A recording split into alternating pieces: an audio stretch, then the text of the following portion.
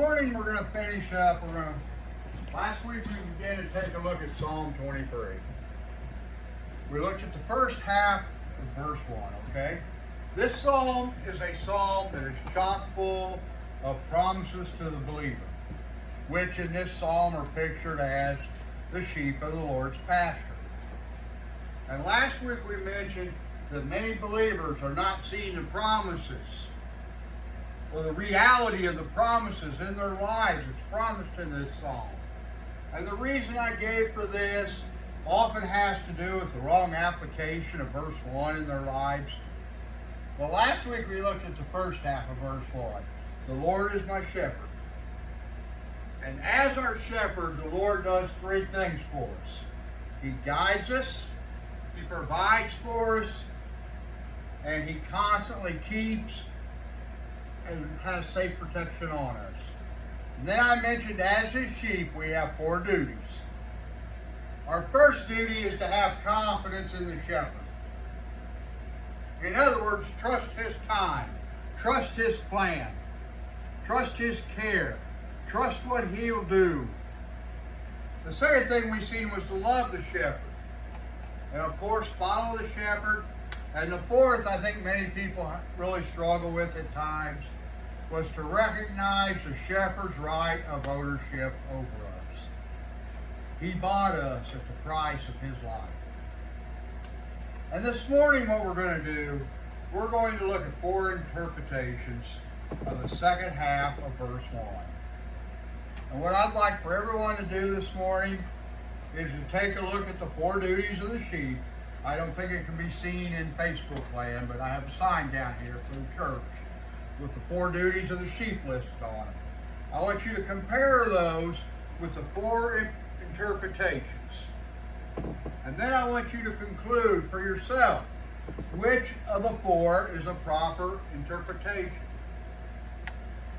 And take it a step further, please. Do I need to make any changes in my wants, in my desires, in my attitudes, so I can live out verse 1? Yeah, I shall not want it in my life in a proper biblical sense. Okay, let's start by looking at the first half or the second half of verse 1. Four interpretations of I shall not want. Okay, here's the first one. The Lord is my shepherd. I can have anything I want. And these are prevalent attitudes that we see, okay? Now this response is truly American. By this I mean that this response is a theology. Theology is kind of the study of, the practice of, okay? This is a theology of what we call materialism. It's a theology of cars, credit cards, those kind of things, okay? And to be quite honest, this theology of the American way has a very, very narrow worldview. We have a hard time looking beyond our own borders. Now, let me give you two examples of this. First of all, this way of thinking, the Lord is my shepherd, I can have anything I want, ignores the fact that over 2 billion people in our world today exist on the equivalent of $75 or less a year. This theology, this way of thinking, the Lord is my shepherd, I can have anything I want, ignores the fact that over half the world's population is close to between 7 and 8 billion people, so figure between 3 and 4 billion people, have never seen a microwave. They've never seen an automatic dishwasher.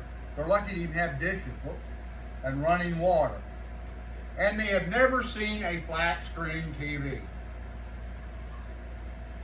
There are those that would have us believe that God is like or can be compared to a genie in a bottle. By that I mean, if we rub Him the right way, He will give us anything we want. Those in favor of this theology, they have a couple of Bible verses. they like to rally around to prove that they are right. Let's look at those verses this morning, shall we? The first one we find in the 37th Psalm, verse 4. It says, "Delight yourself also in the Lord, and he shall give you the desires of your heart." The key to this verse is the biblical definition of the phrase, "delight yourself also in the Lord." Okay? What's that mean? It means to desire, to enjoy the nearness of the Lord's presence and the truth and righteousness of his word. All right? Now, I won't deny the fact that in this verse, the Lord promises to give us the desires of our heart. But, think about this. If we are delighting ourselves in the Lord, according to our biblical definition that I put up here, would our desires be more material toys, or would it be more of Jesus? What would our desires be? Another verse that they like to rally around, the way of thinking, is John 15:7. Jesus told his disciples, if you abide means to live, okay? Draw your very strength from. If you abide in me and my words abide in you, you can ask what you desire and it shall be done for you, okay?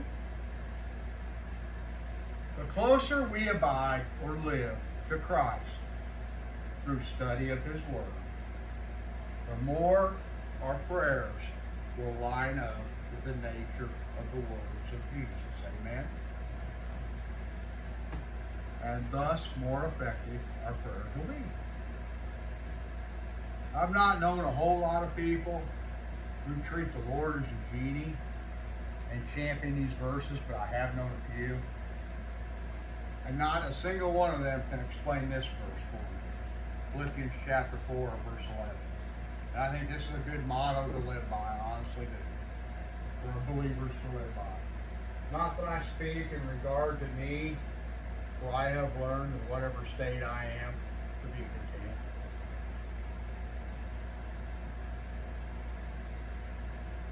God is not a magic wand that we can wave. Because he is your shepherd does not mean you can manipulate God and have any material possessions you desire or want. Okay? That's the first that we've seen. Let's look at another one, okay? The Lord is my shepherd, I am filled with wants.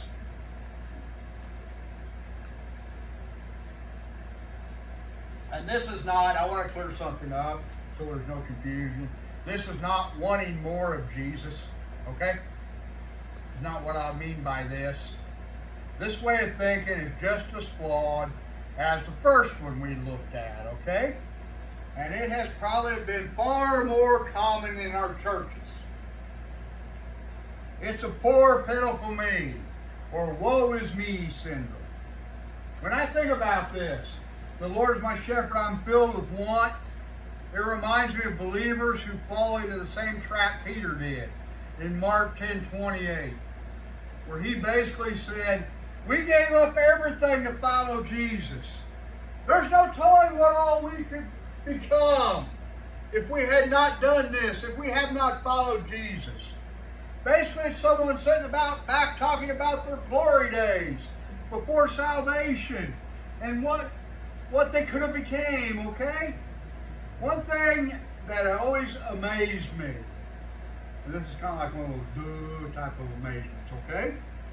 Is when a country singer or an old rock and roller or an old actor comes to Jesus and then talks about what they could have been if they had only stayed on their former career paths. Okay? Let me tell you something. The truth of it is most of them would have been drunks, drug addicts, or victims of suicide if Jesus had not saved them. The Lord is my shepherd. I am filled with want. Let the past go and look to the future. The future is much brighter than the past. Let's move on to number 3. The Lord is my shepherd, and that's all I want. This is a theology of conversion without commitment. All right? It's a make-believe created Christianity with no cross. You know how the cross stands for dying daily for Christ? Let's throw that out the window. We don't want that in our way of thinking. It's with no sacrifice, and it's with no service. Its response says, do not ask me to bless anyone. I want only to be blessed. It's the sponge attitude, okay? I just want to sit there and soak in. Don't ask me to put any out. I just want to sit there and soak in. It's the attitude that says, don't ask me to tithe because I cannot afford it. When Jesus compared us to sheep, it was not necessarily a ringing endorsement. Unless sheep are prodded along by the shepherd, they will spend all their time in one little area. How many of you believe that God has tried to move you out of your comfort zone at times? Because you're staying in one little area. And even though they can see green grass up on the hill, sheep will stay in one place until it becomes a barren wasteland, left alone in this one place that'll either die from starvation or disease, depends on which one gets them first. But as long as they can hear the shepherd's voice, they are content even though they are dying. Many sheep, many believers nowadays are like these sheep I've described. They're grazing, but they're not growing. There is no warmth in their wool. The sheep depicted in this particular response, the Lord is my shepherd, and that's all I want. It's like the Laodicean church. And we see this description of them in Revelation chapter 3, verse 17. Because you say, I am rich, and have become wealthy, and have need of nothing, and do not know that you are wretched, miserable, poor, blind, and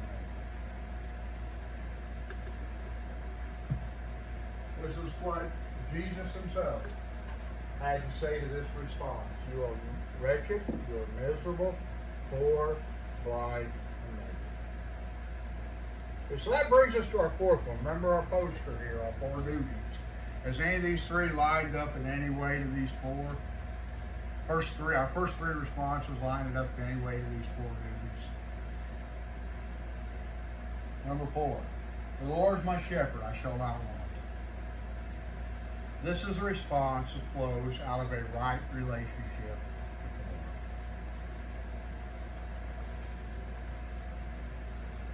the Lord. It affects your affections. It affects your attitudes. The emphasis that David would place on this statement is one of a made-up mind. He said, the Lord is my shepherd, I shall not want. Not that I may not want, that I probably won't want, but he says, I shall not want. He says, you can look on the dark side of life, always be gloom and doom, but if you want, but I shall not want. Now I may have to make some adjustments to my wants, but because the Lord is my shepherd, I shall not want. One thing to remember about sheep, they don't go searching for greener pastures on their own. They don't concern themselves where they'll graze with tomorrow. We talked about this last week. They are only concerned to where the shepherd leads them today. And our God is the God of today. He's the God of the ever-present now. When Moses, before the burning bush, asked the Lord his name, the Lord did not say, I am the great I was. He did not say, I am the great I will be, even though he holds the past and the future. He said, I am the great I am. And it's only as we live in the proper relationship with him, in the now. Let me tell you something. This is something, always thought if a church has a testimony service, that's great. but I think there ought to be one rule placed on the testimony service. Your testimony cannot be older than what the Lord has done for you since last Sunday. What has the Lord done for you this week? What is the Lord doing for you now? It's great what He did for you 6 months ago, 2 years ago. But I want to hear what He's doing for you today. What He's done for you this week. That's the relationship. That's the proper view. What is the Lord doing for you right at the moment? And it's only as we live in this proper relationship with Him in the now that we can say, the Lord is my shepherd. I shall not want. You see, David had learned this lesson well. He said in Psalm 37:25, I have been young and now am old, yet I have not seen the righteous forsaken, nor his descendants begging bread. David was now an old man, but he came to the end of his life saying, the Lord is my shepherd, I shall not want. And this statement was a declaration of a made-up mind. What did the mind make up? He says, I refuse to be in want. Now, one of the fallacies basically means errors, that is common among Christians today, is that if a believer is prospering materially, it's a sign that they are in the Lord's will. Now, it could be, could not be. I don't think we can take that as a sign. With this in mind, though, the Christian must keep a balanced view of the Bible. We look at people like King Solomon. We look at people like Hezekiah the king. Remember, he took the Babylonians in and showed him his gold room. They all put on their swim trunks and act like Scrooge McDuck in the vault. Did the backstroke through the gold, you know? We look at old man David. And we say, yes, they are in the Lord's will. They have prospered materially. But let me ask you something. What about Elijah? What about John the Baptist? Or what about fugitive from King Saul, David? The one that lived in caves and didn't know where the next meal was coming from. The Lord was their shepherd also, and they did not want. John the Baptist did not want. Fugitive from Saul, David did not want. So the word want must have some other meaning besides material possessions, besides things of this world. And there are two emphases that David has placed on the word want. Number one is not lacking, not deficient. Why not? Because we are in proper care by proper management. And there's a broader meaning here too, that we are utterly content in the good shepherd's care, and because of this, we are not craving, nor are we desiring anything more. You want to know why a large number of believers fall? Because they crave or desire more. They go beyond what the Lord, or the Lord can provide all. They try to go beyond what the Lord can provide. You understand what I'm trying to say? Now I'm going to close with this idea, okay? Be content with what the Lord does. He can do all. Be content with what He does. I'm not selling Him short.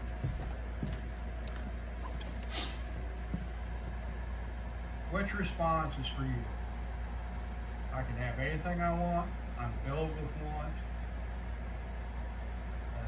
And that's all I want, or I shall not want. I choose that of a made-up mind. Yes, I may have to change some of the things, my desires. I may have to change a few goals of this world, but I refuse to be in want. Why? Because the Lord takes care of everything.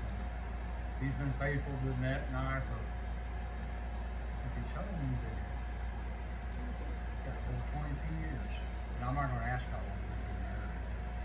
Anyway, He's been faithful to us our whole lives, okay? I encourage you to choose what David said. The Lord is my shepherd, I shall not want. If you stand in that mindset and say, I refuse to be in want, the Lord is enough. you'll see the promises of the rest of this psalm open